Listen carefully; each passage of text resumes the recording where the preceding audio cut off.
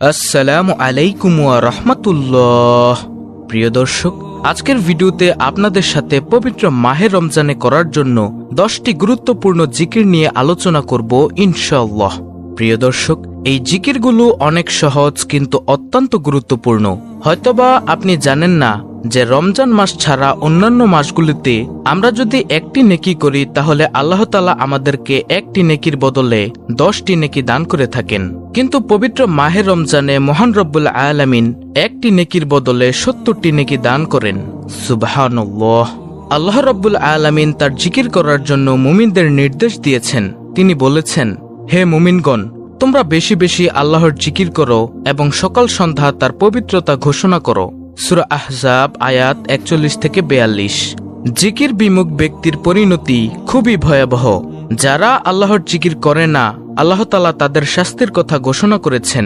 আল্লাহ তাআলা বলেন, যে ব্যক্তি আমার স্মরণে বিমুখ থাকবে অবশ্যই তার জীবনযাপন হবে সংকুচিত, তাকে কিয়ামতের দিন উঠাবো অন্ধ করে।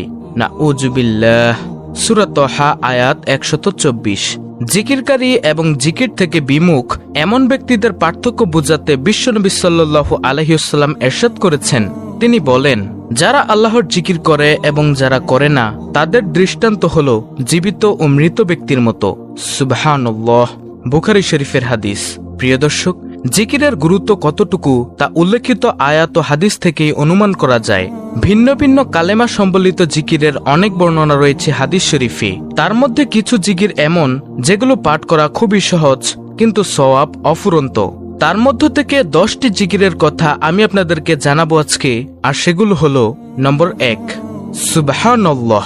প্রিয় নবী সাল্লাল্লাহু আলাইহি ওয়াসাল্লাম বলেছেন, প্রতিদিন 100 বার সুবহানাল্লাহ পাঠ করলে 1000 সওয়াব লেখা হয় এবং 1000 গুনাহ মাফ করা হয়। সহিহ মুসলিম শরীফের হাদিস। প্রিয় দর্শক, আপনি কি ভেবে দেখেছেন?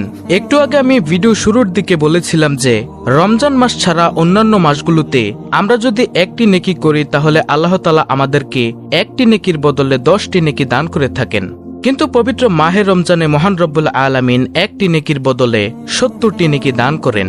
সুবহানাল্লাহ। তাহলে একবার চিন্তা করে দেখুন, আপনি যদি পবিত্র মাহে রমজানে 100 বার সুবহানাল্লাহ পাঠ করতে পারেন তাহলে আল্লাহ তাআলা আপনাকে 70,000 নেকি দান করবেন। আল্লাহু আকবার। তারপরে দ্বিতীয় নম্বর জিকিরটি হলো আলহামদুলিল্লাহ।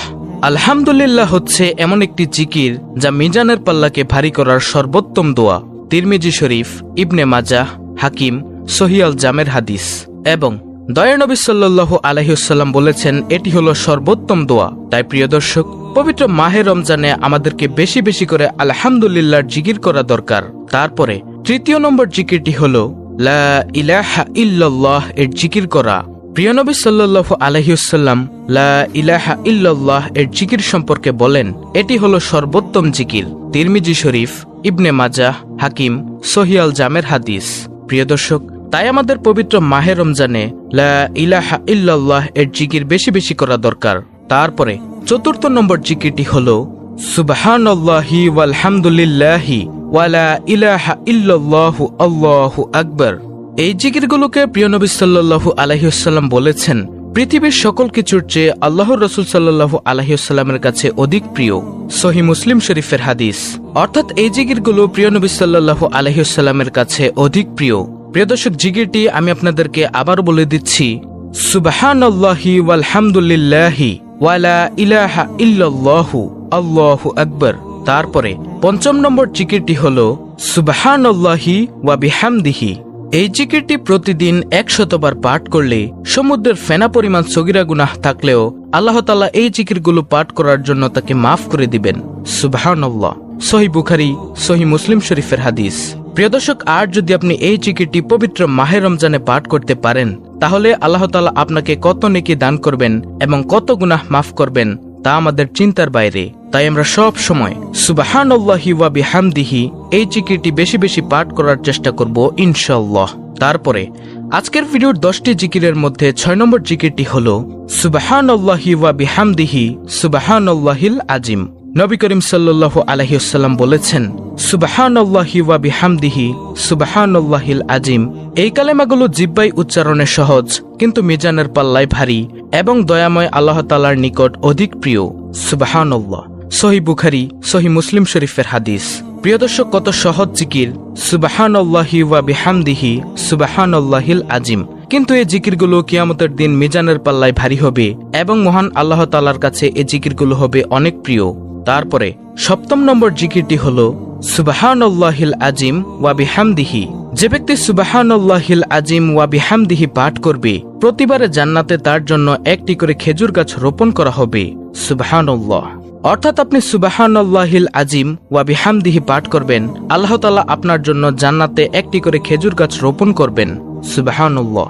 আর যদি পবিত্র মাহে রমজানে আপনি পাঠ করেন, তাহলে এই জিকিরের ফজিলত, এই জিকিরের গুরুত্ব, এই জিকিরের নেকি আরো অনেক গুণে বেড়ে যাবে। সুবহানাল্লাহ। তারপরে 8 নম্বর জিকিরটি হলো লা হাওলা ওয়ালা কুওয়াতা ইল্লা বিল্লাহ। প্রিয় নবী সাল্লাল্লাহু আলাইহি ওয়াসাল্লাম বলেন, লা হাওলা ওয়ালা কুওয়াতা ইল্লা বিল্লাহ হচ্ছে জান্নাতের গুপ্তধন সমূহের মধ্যে একটি গুপ্তধন। সুবহানাল্লাহ। সহিহ বুখারী, সহিহ মুসলিম শরীফের হাদিস। প্রিয় দর্শক, লা হাওলা ওয়ালা কুওয়াতা ইল্লা বিল্লাহ এই জিকিরটি এতই গুরুত্বপূর্ণ যে প্রিয় নবী সাল্লাল্লাহু আলাইহি ওয়াসাল্লাম এই জিকিরকে জান্নাতের গুপ্তধন সমূহের মধ্যে একটি গুপ্তধন বলেছেন। আল্লাহু আকবার। তাই আমরা এই জিকিরটিও বেশি বেশি পাঠ করার চেষ্টা করব ইনশাআল্লাহ। তারপরে 9 নম্বর জিকিরটি হলো সুবহানাল্লাহি ওয়াল হামদুলিল্লাহি ওয়ালা ইলাহা ইল্লাল্লাহু আল্লাহু আকবার ওয়ালা হাওলা ওয়ালা কুওয়াতা ইল্লা বিল্লাহ। রাসূলুল্লাহ সাল্লাল্লাহু আলাইহি ওয়াসাল্লাম ইরশাদ করেন, এই কালেমাগুলো হচ্ছে অবশিষ্ট নেক আমল সমূহ। সুবহানাল্লাহ। তারপরে 10 নম্বর জিকিরটি হলো নবী করিম সাল্লাল্লাহু আলাইহি ওয়াসাল্লামের প্রতি দুরূদ পাঠ করা। যে কোনো দুরূদ, যেমন দুরূদে ইব্রাহিম যেটা আমরা নামাজের শেষ বৈঠকে পাঠ করে থাকি, এবং সবচেয়ে ছোট দুরূদ সাল্লাল্লাহু আলাইহি ওয়াসাল্লাম ইত্যাদি দুরূদ পাঠ করা। নবীজি সাল্লাল্লাহু আলাইহি ওয়াসাল্লাম বলেন, যে আমার প্রতি একবার দুরূদ পাঠ করবে, আল্লাহ তাআলা তার প্রতি 10 বার রহমত বর্ষণ করবেন। তিনি আরো বলেন, যে আমার প্রতি সকালে 10 বার এবং বিকেলে 10 বার দুরূদ পাঠ করবে, সে কিয়ামতের দিন আমার শাফাআত পাবে। সুবহানাল্লাহ। প্রিয় দর্শক, এই দুরূদ শরীফের জিকির বা দুরূদ শরীফের আমলটি যদি পবিত্র মাহে রমজানে আপনি করেন, তাহলে আল্লাহ তাআলা আপনাকে কত সওয়াব দান করবেন আপনি কি ভেবে দেখেছেন? আল্লাহ তাআলা পবিত্র কুরআনে বলেন, যারা বিশ্বাস স্থাপন করে এবং তাদের অন্তর আল্লাহর জিকির দ্বারা শান্তি লাভ করে, জেনে রাখো আল্লাহর স্মরণে হৃদয় প্রশান্ত হয়। সূরা রাত আয়াত নম্বর 28। প্রিয় দর্শক, জিকির মানে হচ্ছে আল্লাহ তাআলাকে স্মরণ করা। হযরত আবু হুরায়রা রাদিয়াল্লাহু আনহু থেকে বর্ণিত হাদিসে রাসূল সাল্লাল্লাহু আলাইহি ওয়াসাল্লাম ইরশাদ করেন, আল্লাহ তাআলা বলেন, বান্দা আমার ব্যাপারে যেমন ধারণা করবে তেমনি আমাকে পাবে। আমাকে যখন সে স্মরণ করে আমি তার সঙ্গে থাকি। সে যদি আমাকে তার অন্তরে স্মরণ করে, তাহলে আমিও তাকে আমার অন্তরে স্মরণ করি। সুবহানাল্লাহ। আর যদি সে আমাকে কোনো জনগোষ্ঠীর নিকট স্মরণ করে, তাহলে আমি তাকে তার চেয়ে উত্তম জনগোষ্ঠীর নিকটে স্মরণ করি। সে যদি আমার দিকে অর্ধ হাত এগিয়ে আসে, তাহলে আমি তার দিকে 1 হাত এগিয়ে আসি। আর যদি সে 1 হাত এগিয়ে আসে, তাহলে আমি তার দিকে হস্তদ্বয় প্রসারিত পরিমাণ এগিয়ে আসি।